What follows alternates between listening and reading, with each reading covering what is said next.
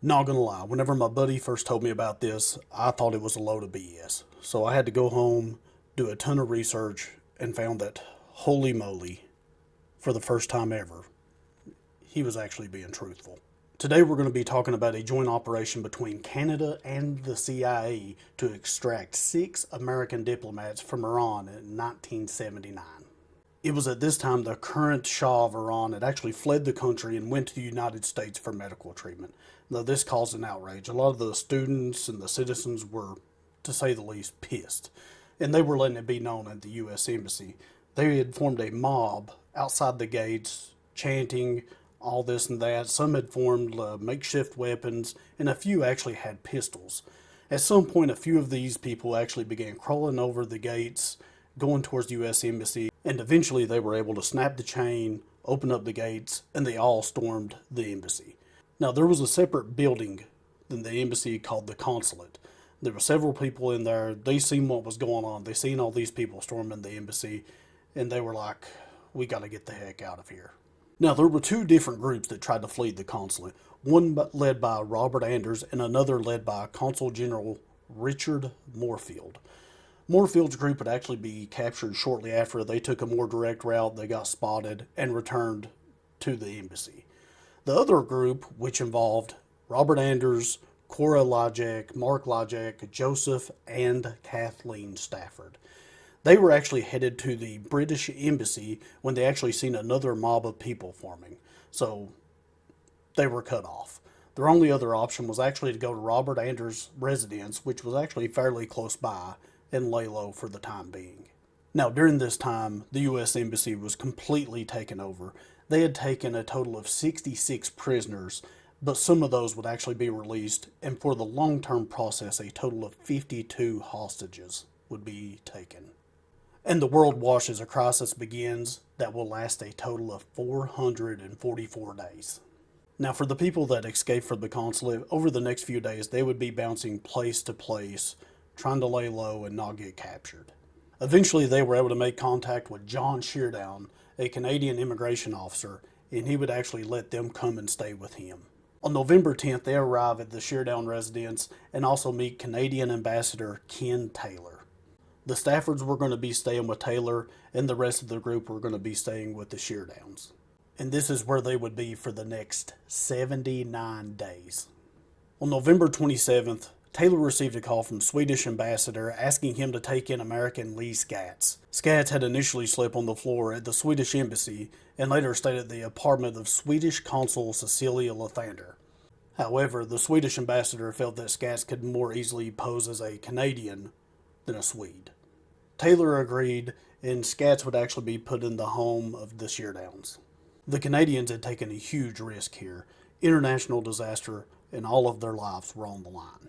And back in Washington, the CIA had been handed an impossible task: getting them out. They consider smuggling them out disguised as teachers, agricultural consultants, and bicycling them to the Turkish border, which I looked up, and from what I can gather, it's like 500 miles away. I have no idea who thought that was a good idea, but come on, dude. Every idea falls apart under scrutiny. Tehran is crawling with checkpoints, airports are heavily guarded, foreigners are under suspicion. Then someone turns to a specialist in disguise and exfiltration, a man who knows how to make people disappear, Tony Mendez. Mendez had smuggled people out of hostile countries before, but even for him, this one was going to be difficult. 6 people, international spotlight, and a hostile revolution, and absolutely no room for error. Mendez proposes something so strange that he almost gets laughed out of the room. What if, instead of sneaking them out, they remove them in plain sight? Mendez suggests the 6 Americans pose as a Canadian film crew scouting locations for a science fiction movie. Yes, a fake movie. Set in a desert planet environment, which conveniently Iran has a lot of. The logic is sound. Hollywood crews travel internationally, they ask questions, they take photos, they move in groups, and even more importantly, they're rather disorganized, which works out perfect for this group. But here's the problem. If the cover is investigated, it has to hold up. So the CIA does something extraordinary. They go to Hollywood.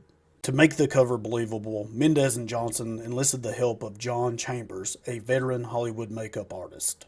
They established a functioning office at Sunset Studios on Sunset Boulevard called Studio 6 Productions, a little nod to the Six Diplomats. It used a office space that actor Michael Douglas had recently used while making the film The China Syndrome.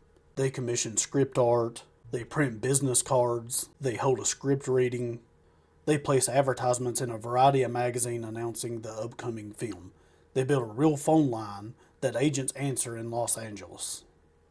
At some point during this process, the CIA effectively becomes an independent film studio, all for the movie that will never exist. The title of the movie? Argo. Now, during this time, the Canadians are actually going through their legal process so that they can get some legit Canadian passports to the six diplomats stuck in Iran. Next, Mendez has to fly to Tehran to meet with the six diplomats under alias. They are exhausted, paranoid. They're running on weeks of stress here. And now they're being told, congratulations, you have to pretend to be a film crew. They have new passports, new names, new professions, and they have to master all of this new information or else they'll be caught. Mendez drills them relentlessly. If questioned, they must know who directed their last project, where is the studio located, what camera equipment are they using. One hesitation could unravel everything. One nervous answer could end the mission. And Mendez knows that if they are caught, there will be no rescue. Early on the morning of Sunday, January 27th, 1980, Mendez, Johnson, and the six American diplomats, traveling with real Canadian passports and forged documents, easily made it through security at Tehran's International Airport. And also during this time, there was actually a little scare. There was a mechanical delay with the airplane, so they had to stay a little bit longer and chill out. And as you could imagine, they were a nervous wreck. Eventually, they were able to board Swiss Air Flight 363 to Switzerland. They finally figured out they were out of Iran whenever they were able to start serving alcohol once they hit the Turkey border. Upon landing, the six diplomats were taken by CIA operatives to a mountain lodge safe house for the night. There, they were told that for diplomatic purposes, they would not be able to talk to the press and that they would be kept hidden in a secret location in Florida until the hostage situation was resolved. Mendez and Johnson continued to Frankfurt, West Germany, where Mendez wrote his after-action report. President Jimmy Carter had officially maintained, for negotiation purposes, that all the missing American diplomats were held hostage. So the news about the six being rescued came as a complete surprise to the public. I hope I say this name correctly. Jean Pelletier was the Washington correspondent for the Montreal newspaper La Presse.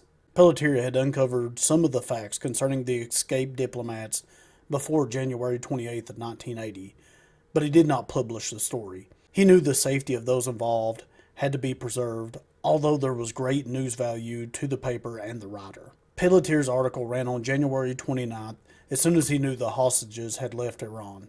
But his exposure of the operation resulted in the U.S. having to end their plans to house the six Americans secretly while the hostage drama continued. The Argo story was blown, but the CIA's role was kept secret by both the U.S. and Canadian government at the time. They wanted to ensure the safety of the remaining hostages.